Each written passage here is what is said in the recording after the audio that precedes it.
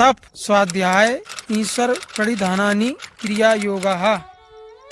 क्योंकि इस सूत्र में महर्षि कहते हैं कि योग क्रिया या क्रिया योग का आरंभ होता है तप। मन सहित इंद्रियों को लक्ष्य परमात्मा के ध्यान में लगाना या तपाना तप है।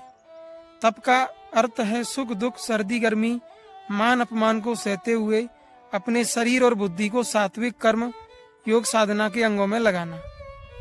तपस्या का अर्थ अपने शरीर और मन को परमात्मा की दिशा में लगाना, परमात्मा की प्राप्ति के जितने भी साधन अंग हैं उनमें लगाना। नाम रूप लीला धाम।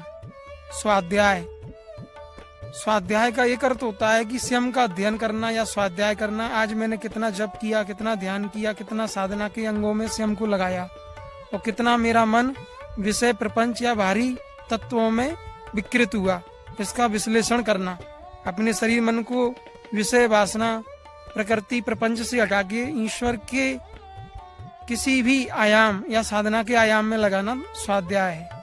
सात्विक शास्त्र वेद उपनिषद या गीता आदि आध्यात्मिक शास्त्रों का अध्ययन करना भी एक स्वाध्याय होता है, लेकिन यहाँ साधक को स्वयं का स्वाध्याय करना है।